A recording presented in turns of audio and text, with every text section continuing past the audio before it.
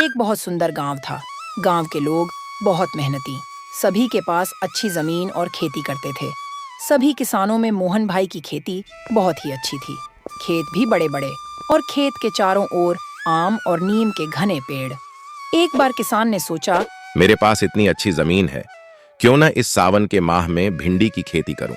किसान ने पूरे खेत में भिंडी के बीज बो दिए, अच्छी तरह से खाद और पानी दिया। धीरे धीरे भिंडी के अंकुर निकल आए और थोड़े ही दिनों में अंकुर से भिंडी बढ़ने लगी। यह देखकर आम का पेड़ बहुत खुश होकर सोचने लगा, चलो मुझे भी कोई दोस्त तो मिला। यही सोचकर आम के पेड़ ने बिंदी से दोस्ती का हाथ बढ़ाया। ओ हो भिंडी, तुम कैसी हो? सब ठीक है ना? तुम भी नजदीकी हो तो मुझे भी अच्छा लग रहा है। सब ठीक है ना? अरे मैं क्या आप जैसे दोस्ती करने के लिए फिजूल थोड़ी बैठी हूँ। कहाँ मैं और कहाँ तुम। मेरे पत्ते देखो, इसकी चमक देखो, और मैं कितनी तेजी से फल फूल रही हूँ। अब हटो यहाँ से, वैसे भी मुझे इतनी सी जगह थोड़ी चलेगी। ठीक है भिंडी, तुम जितना चाहे उतना फलों फूलो। तुमको जितनी चाहिए उतनी जगह दे दूंगा। और कुछ आम के पेड़ के पास एक गटादार नीम का पेड़ था। उससे आम के पेड़ का यह अपमान सहा नहीं जा रहा था। एक छोटी सी भिंडी ने आपका इतना अपमान किया और आप है कि गुस्सा होने के बजाय मुस्कुरा रहे हो। कोई बात नहीं, यह भादो की भिंडी है। इसका जोड़ भादो महीने तक ही रहेगा। आप बस देखते जाओ। ओ हाँ भिंडी, आज तो तुम्हारे पौधे पर क्या फूल खिले हैं। तुम तो बहुत जच रही हो। हाँ पता है, इसीलिए तो आपको हट जाने के लिए कहा था। आपने इतने सालों से इतनी सारी जगह रोक रखी है, कोई फर्क नहीं, जितने थे उतने ही हो।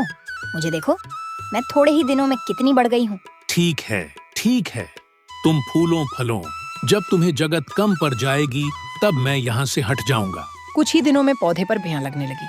इससे भिंडी को और अभिमान आ गया।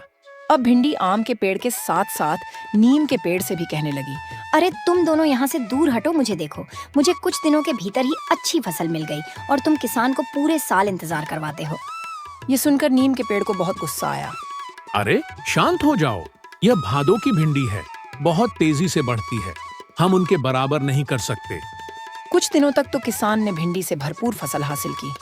2 महीना खत्म होते ही धीरे धीरे भिंडी का बढ़ना रुक गया, जिससे अब भिंडी सूख लगी। भिंडी, तुम कैसी हो?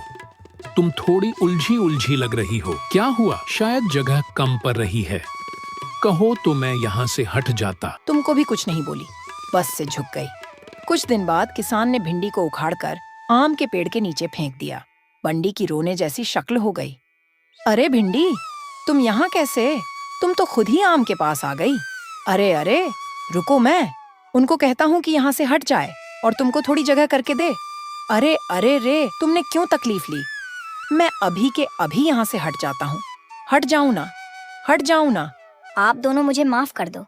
मुझे लगा कि मैं जिस तेजी से बढ़ रही थी, मैं अपने आप को आपसे बड़ा समझने लगी थी। मैं ये भूल गई थी कि मैं भादो की भिंडी हूँ। मेरा जोश भादो महीने तक ही रहता है। भादो कदम।